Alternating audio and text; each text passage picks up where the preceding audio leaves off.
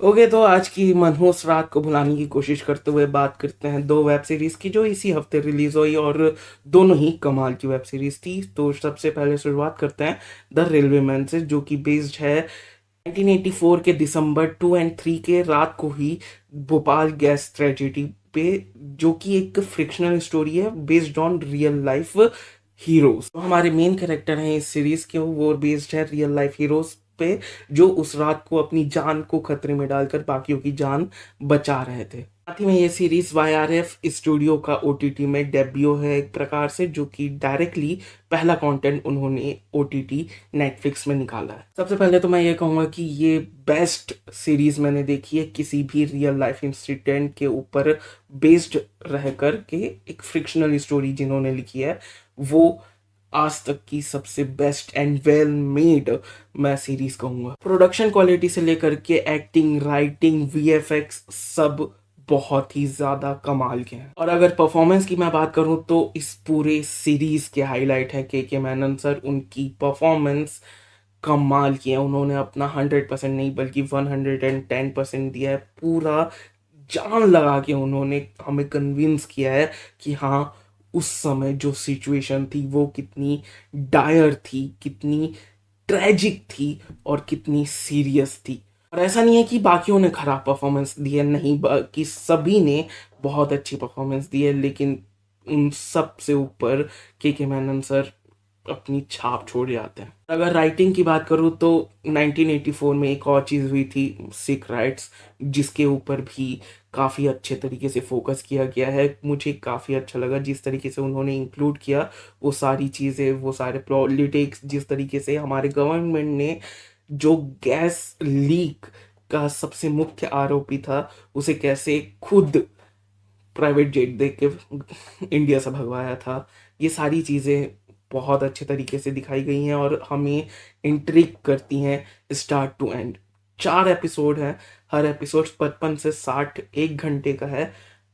तुम 4 घंटे कहीं नहीं जा रहे हो, बिल्कुल ग्लू की तरह चिपके रहोगे। बस एक चीज़ मुझे सीरीज में पसंद नहीं आई, वो स्विमर का जो एंगल डाला गया था वो मुझे टोटल वेस्ट लगा।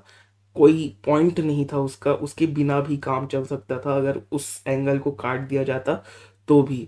बल्कि कहीं ना कहीं वो जो स्विमर वाला एंगल था वो ब्रेक लगा रहा था आपके अच्छे खासे चलते हुए फ्लो पे। और थोड़ा सा इस सीरीज में बॉडी हॉरर का भी एलिमेंट डाला गया है, जो कि काफी अच्छे तरीके से दिखाया जाता है। जो पोस्टमार्टम का सीन है वो सच में हार्ट रेंचिंग है। एनीवेज, उस एक स्विमर वाला एंगल को छोड़ करके बाकी पूरी सीरीज परफेक्ट है। VFX चाहे ले लो, राइटिंग ले लो, परफॉर्मेंस ले लो, हर एक चीज टॉप नॉच है। तुम बिल्कुल एक क्वालिटी कंटेंट देखोगे। और अब बात करते हैं मोनार्क लेगेसी ऑफ मॉन्स्टर्स की, जिसके सिर्फ 2 एपिसोड आए हैं और बाकी के एपिसोड आएंगे मार्च में, यानी कि तुम्हें बहुत लंबा वेट करना पड़ेगा। मुझे ये सीरीज शुरू करने से पहले नहीं पता था। मैंने 2 एपिसोड देखे और मैंने ऑन कर दिया, मेरी गलती।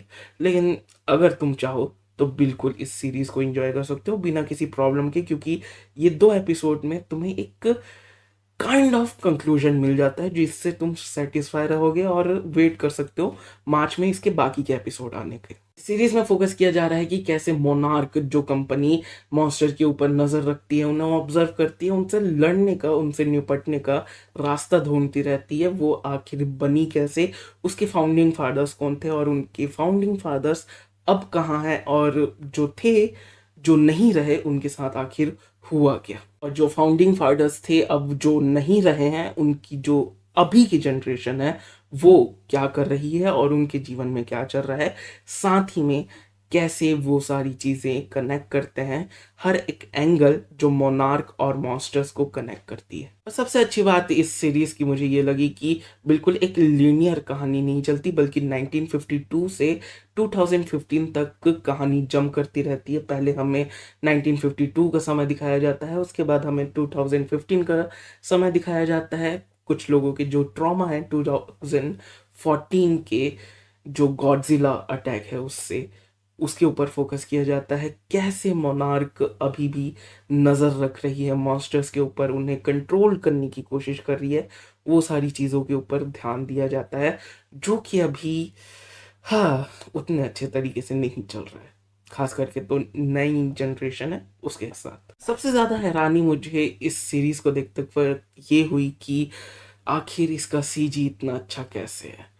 आजकल की मूवीज इतने बड़े बड़े 270 मिलियन जिसका बजट है, उनके सीजीआई इतने घटिया होते हैं। ये एक सीरीज है और इसमें जो मॉन्स्टर्स हैं, जो सीजीआई है, वो कितने कमाल के हैं।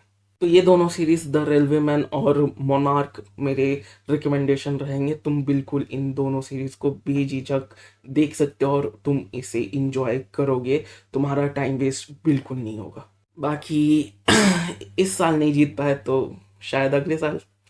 12 साल से तो इंतज़ार कर ही रहे हैं ना। कोई नहीं, 4 साल और देखते हैं। ज़्यादा डिप्रेशन में नहीं जाना, अपने आप को बोल रहा हूँ। खैर, मिलते हैं अगले वीडियो में, तब तक के लिए बाय और सब्सक्राइब करो, क्योंकि सब्सक्राइब करना बहुत ज़रूरी है। Okay bye.